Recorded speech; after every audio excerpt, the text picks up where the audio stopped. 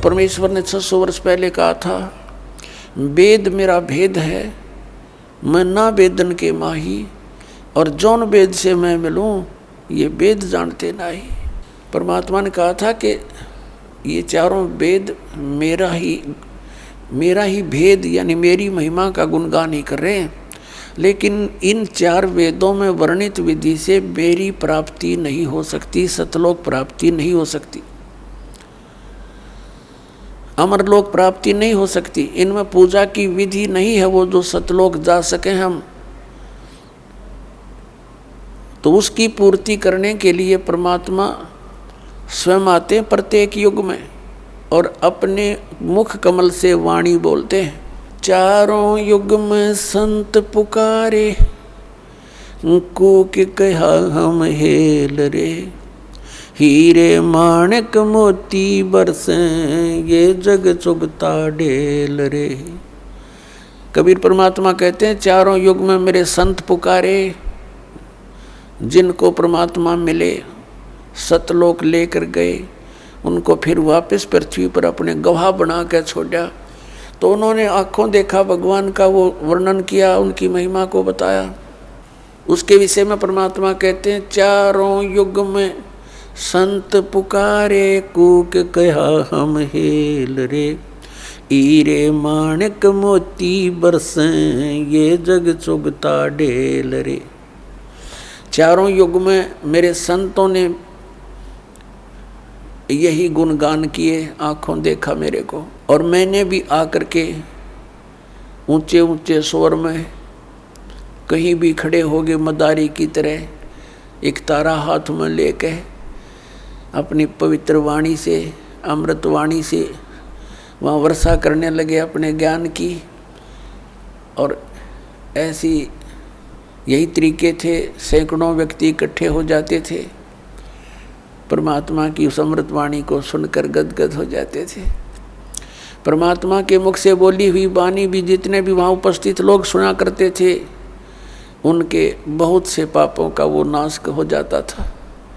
यानी वो अपने बच्चों को फिर से भक्ति से परिपूर्ण करने के लिए आते रहते हैं, ताकि इनमें आस्था भगवान की बनी रहे। और काल ये चाहता है कि ये नास्तिक हो जाएं, इनको कोई भी आध्यात्मिक लाभ ना हो, ऐसी भक्ति विधि प्रोड्यूस करवा दी, प्रवेश करवा दी संसार में,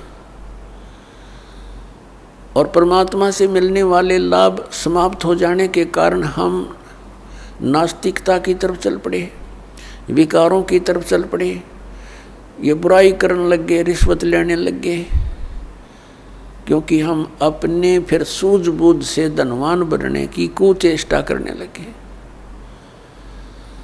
और जिसका परिणाम ये निकला, हम नास्तिक होते जा रहे हैं और दूने दुखी हो गए।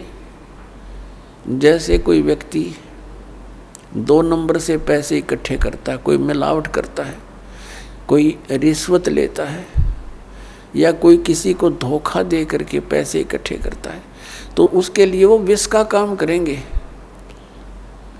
अब एक व्यक्ति बता रहा था, उसका इकलौता पुत्र बीमार हो गया। पहले तो अपने लोकल डॉक्टरों को दिखाते रहे, कभी आराम हो जाए, कभी फिर हो जाए, फिर ऐसे ही साधु संतों के चक्कर में पड़ गए।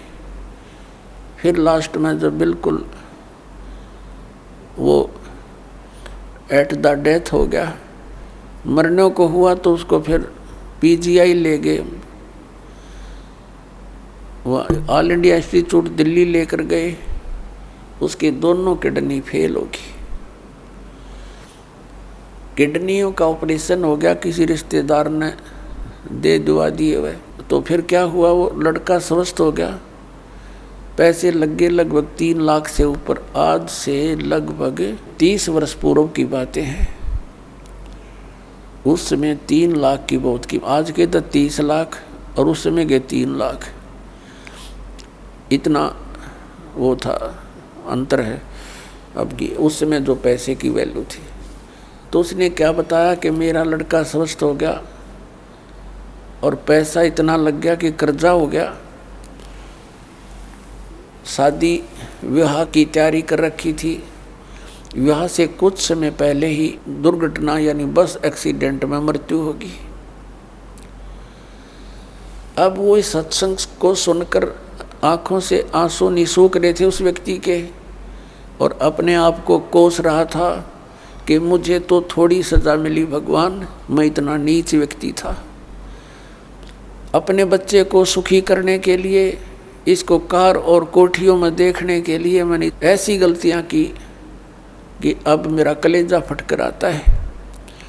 2 लाख रुपए कमाए होंगे 5-10 वर्ष में 2 नंबर का काम करके। 2 नंबर का काम क्या था कि उस समय ये कैसेट, ये टेप चले थे, टेप रिकॉर्डर से चले थे, और उनकी जो रिफल होती थी वो कैसेट, वो कहता मुझे 2 रुपये में पड़ा करती, सारी थोक का बाला करता तोल के भाव से, और वहाँ बना बना कर नकली और ओरिजिनल कवर के अंदर भर देता था। मुझे 2 रुपये में पड़ा करती वह सारी, और मैं 32 रुपये में बेचा करता, और वो जाते टूट जाती, मेरे पास आते मैं फेंक देता, मैं क्या करूं। और आज मुझे वह सजा सही मिल गई। तो पुण्यात्मा, अब उसको बताया गया, सत्संग में बताया जाता है कि जो पैसा आपने 2 नंबर से कमाया वो पैसा तो रहा नहीं, आपके पास क्या रहा, वो पाप रह गए जो आपना भी भोगने शेष है, और पैसा चला गया।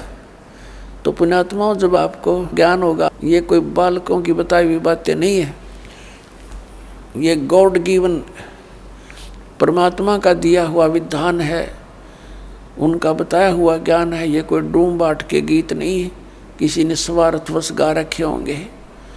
परमार्थी परमात्मा ने, सतपुरुष कबीर साहब ने आकर ये विधान बताया है कि बच्चों, तुम विष खाना छोड़ दो यदि यहाँ भी सुखी रहना चाहते हो, जब तक तुम्हारा जीवन शेष है।